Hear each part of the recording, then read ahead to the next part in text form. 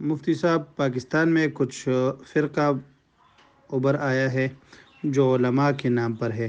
وہ آج کل علماء اونٹ کی پرچی کو جہاد کی تلوار سمجھتے ہیں، اور اونٹ کی پرچی کو جہاد کی تلوار کہنا جائز ہے یا نہیں؟ آپ حضرات کا یہ سوال کہ آج کل کچھ علماء ووٹ کے پرچی کو جہاد کے لیے تلوار جیسا سمجھتے ہیں،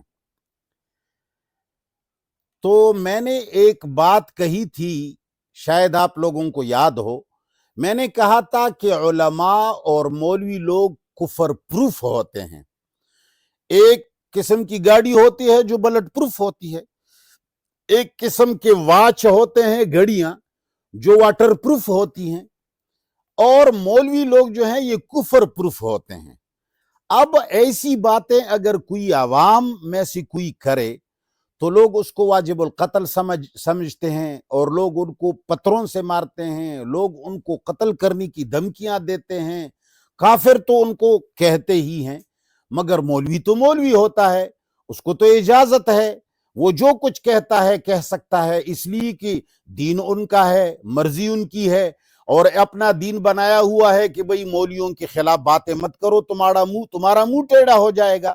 انہیں اس میں یہ لوگ یہ سمجھاتے ہیں کہ عوام کے بارے میں جو کچھ کہو تو کہو، مگر صرف علماء کے بارے میں کچھ نہ کہو۔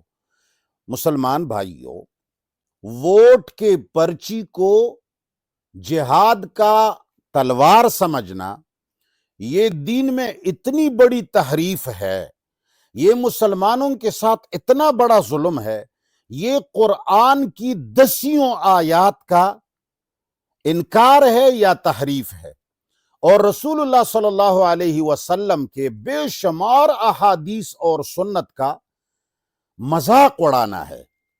یہ اتنا بڑا جرم ہے، اس جرم کے بڑے ہونے کا اندازہ تب لگتا جب کوئی عام آدمی یہ بات کرتا، جب کوئی سیاسی آدمی یہ بات کرتا، لیکن چونکہ یہ باتیں اور یہ ناکارہ قسم کی باتیں مولویوں کی زبانوں سے نکلتی ہیں، تو چونکہ مولوی کفر پروف ہوتا ہے، وہ اگر پیشاب کرتا ہے تو اس کو لوگ پاک سمجھتے ہیں کہ بھئی اس کا پیشاب نہیں ہے، یہ اس سے خوشبو آ رہا ہے۔ کوئی اس کو خواب میں دیکھتا ہے۔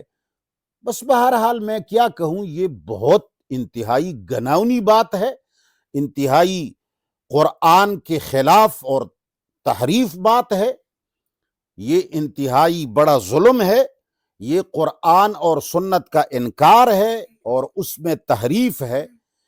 ووٹ کو جائز سمجھنا بھی بہت مشکل ہے، جہاد کی تلوار بنانا تو بہت دور کی بات ہے۔ وصلی اللہ تعالی علی خیر۔